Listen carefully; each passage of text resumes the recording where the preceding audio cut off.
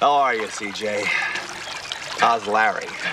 Mention that name again, you're going back in the river. Oh, no. Not again, huh? Yes. One actor became the most watched human on the planet, and another was a real lifeguard in real life but suddenly passed away. And you know what's even crazier?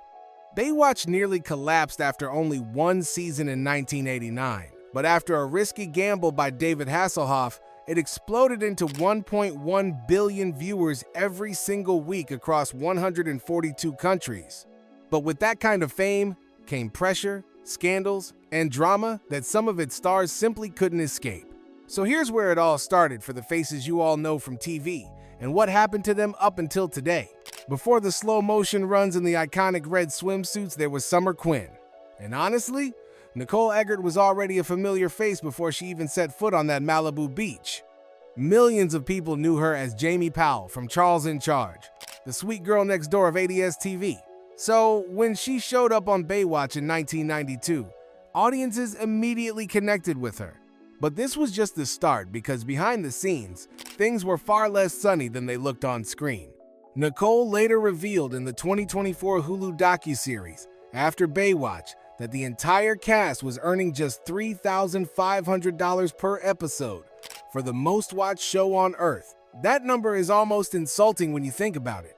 After leaving the show, she appeared in Married with Children, Gilmore Girls, and Boy Meets World. But there's more, because in recent years, Nicole has been fighting something far more serious than anything she ever faced on that beach. She was diagnosed with breast cancer and has been completely open about her treatment journey. In 2026, Nicole Eggert is 53 years old. She hosts a podcast called Perfectly Twisted, where she talks about her life with raw honesty and humor.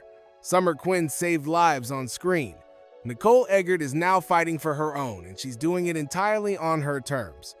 But if there's one story from Baywatch that hits different when you look back, it has to be Jeremy Jackson, because he was just 10 years old when he first showed up on that beach, and he grew up there in front of the entire world. 10 years old. That's how old Jeremy Jackson was when he first played Hobie, Mitch's son. 9 seasons, over 100 episodes. For most of his childhood and all of his teenage years, Baywatch was his entire world. But you know what's even crazier? He actually beat out a young Leonardo DiCaprio for the role. That's right, Leo auditioned for Hobie Buchanan and lost. We're sure Leo isn't losing sleep over it now, but at the time, Jeremy Jackson had just landed what should have been his golden ticket. And when the show ended, he simply wasn't ready for the real world. He became addicted to crystal meth, then steroids. Multiple rehab stints followed. He appeared on Celebrity Rehab with Dr. Drew in 2011. He was on Celebrity Big Brother UK in 2015, but was removed from the house after an incident with a housemate. And then in 2017, he was sentenced to 270 days in jail after a stabbing. But this was just the start of his reinvention, because by 2019, he was back on Instagram, calling himself a Brazilian Jiu-Jitsu champion, recovery coach, chef, and meditation healer. Whether that new chapter has truly stuck is hard to say. In 2026, Jeremy Jackson is 43 years old. Hobie got to grow up as the lucky kid with the cool lifeguard dad. Jeremy Jackson grew up in front of the entire world and paid a price for it that nobody should have to pay. But while Jeremy Jackson was never quite able to leave the cameras behind, Alexandra Paul did the opposite. She walked away on her own terms, got arrested at environmental protests while the show was still airing, and became one of the most quietly radical people in the entire cast. Alexandra Paul played Stephanie Holden from 1992 to 1997, and she was one of the most beloved characters the show ever had. The tough, no-nonsense lieutenant who kept everyone in line on that beach. And when she left, the producers literally killed off her character. A collapsing mast, a lightning storm, gone. But there's more to Alexandra's story, because while millions of people were watching her save lives on TV, she was getting arrested at environmental protests in real life. During the height of Baywatch's fame, she competed in dozens of marathons and triathlons. She's been a committed vegan and environmental activist for decades, long before either was remotely fashionable. She has spoken openly about the strange absurdity of starring on the most superficial show on television while holding such deeply serious beliefs about the world, and she never apologized for that contradiction. But suddenly, something changed, because Alexandra recently went public with a story that shocked even her most loyal fans. She was stalked for 13 years by someone she'd never met. 13 years of harassment, fear, and legal battles while working, living, and staying silent about it. She eventually wrote about the experience in The Ankler, a first-person account that earned her a nomination for the LA Press Club's National Entertainment and Journalism Awards in 2025. In 2026, Alexandra Paul is 63 years old, still running, still fighting, and still refusing to be defined by a red swimsuit. Stephanie Holden was the toughest person on the beach. It turns out she was played by the toughest person in the entire cast. But not every Baywatch star chose to stay visible, because Yasmine Bleeth went so completely off the grid that when she was spotted picking up groceries in January 2025, it made international headlines. In 1995, People magazine named Yasmine Bleeth one of the 50 most beautiful people in the world. She was referenced on Friends without ever even appearing on the show as the ultimate example of unattainable beauty. She was everywhere. And then, suddenly, she was nowhere. The show let her go in 1997. Her final major TV role came in 2000 on NBC's Titans, and then in December of that same year, she voluntarily checked into rehab for cocaine addiction. In 2001, she was arrested after driving off a highway. Cocaine was found in her car. But there's more, because what came after the crash is actually a story of quiet survival. She pleaded guilty, went back to rehab, and met a man named Paul Cerrito inside that clinic. They got married in 2002, and they are still together today. Her last time on screen was the 2003 TV movie Baywatch, Hawaiian Wedding. And then, she simply vanished. No social media, no interviews, no red carpet. For years, nobody knew where she was or what she was doing. But you know what's even crazier? In January 2025, paparazzi caught her running errands in Los Angeles, and it made international headlines. Not because she'd done anything, just because she'd been seen. That's how invisible she had become. In 2026, Yasmine Bleeth is 57 years old. She lives quietly in Southern California, completely off the grid by choice.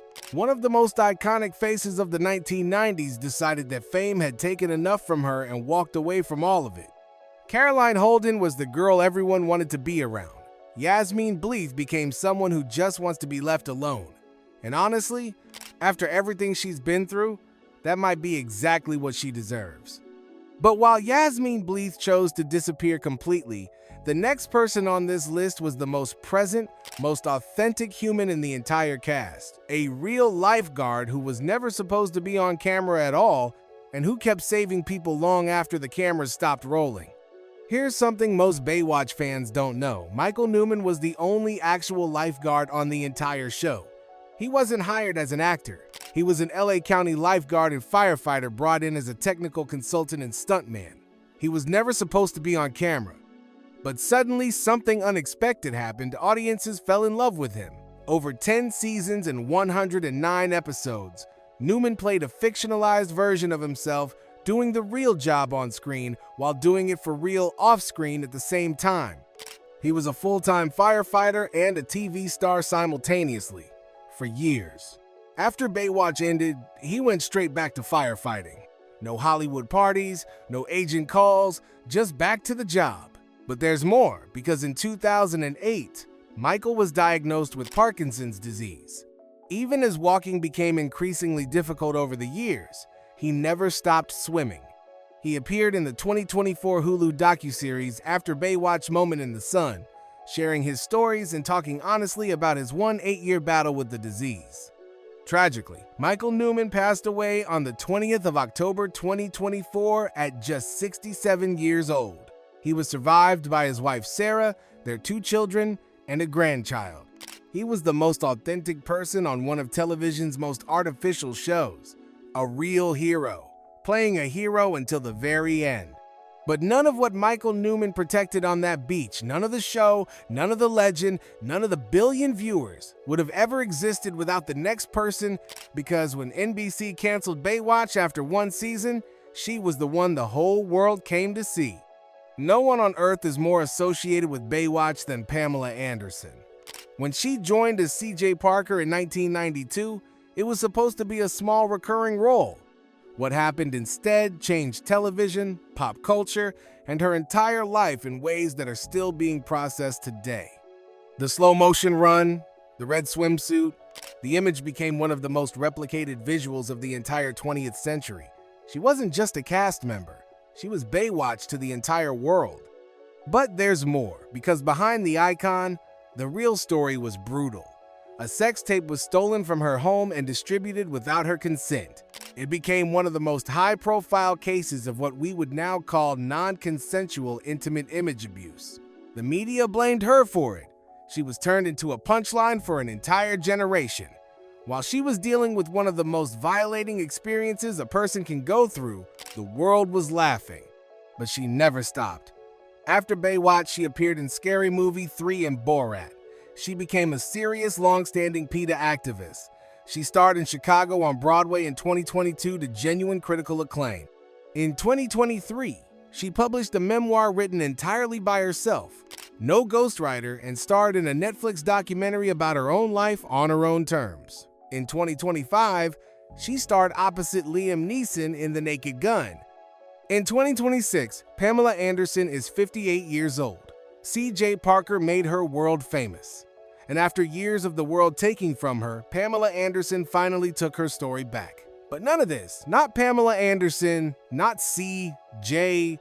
Parker, not a single episode of those billion viewers would have existed at all, because when NBC canceled the show after one season, one man put his own money and career on the line to bring it back. Nobody, and we mean nobody, believed in Baywatch more than David Hasselhoff. When NBC canceled the show after just one season in 1989, he didn't walk away. He helped buy back the rights and bring the show back through syndication at his own financial risk. He became executive producer. He appeared in 206 of the show's 242 episodes. Without him, there is no Baywatch. There is no 1.1 billion viewers. There is no cultural phenomenon. But you know what's even crazier? After all of that, after saving an entire show and turning it into the most watched program in TV history, his personal life was quietly falling apart. In 2007, his own daughter filmed him lying on the floor of his home, extremely drunk, struggling to eat a hamburger. The video went viral. He later confirmed he had been battling alcoholism for years. It was a painful and very public low point for a man who had spent decades being the hero on screen. But this was just the start of his comeback, because Hasselhoff rebuilt. He appeared in Dodgeball, Guardians of the Galaxy Volume 2, and the SpongeBob SquarePants movie. He performed in The Producers on Broadway and 9 to 5 Inches London's West End. He released 15 studio albums, far more popular in Europe than America, particularly in Germany, where he is genuinely considered a legend. He married for the third time in 2018 to Haley Roberts, a Welsh woman he met in a hotel lobby in Cardiff. But there is more, because just recently his ex-wife Pamela Bach, who had a recurring role on Baywatch itself, tragically died by suicide in early 2025. Hasselhoff said the family was devastated. In 2026, David Hasselhoff is 73 years old. A Baywatch reboot is officially coming to Fox. He saved the show once. The show, in many ways, saved him back. Mitch Buchanan was the man everyone depended on. It turns out, David Hasselhoff was carrying the weight of Baywatch and a whole lot else for much longer than anyone ever knew. Baywatch was never meant to be taken seriously. Sun, sand, slow-motion running, and red swimsuits. Critics dismissed it, Emmy voters ignored it, and 1.1 billion people watched it every single week. Behind those numbers were real people, people who dealt with addiction, grief, cancer, betrayal, and the strange, heavy weight of being the most watched humans on Earth, and then suddenly not. Some of them thrived. Some are still finding their way, and one of them simply walked off the beach one day and never looked back. A brand new Baywatch is coming to Fox in 2026. A new generation of cast members will pull on those red swimsuits and try to fill shoes that were never easy to wear. But there is only one original. And now you know what it really cost the people who made it?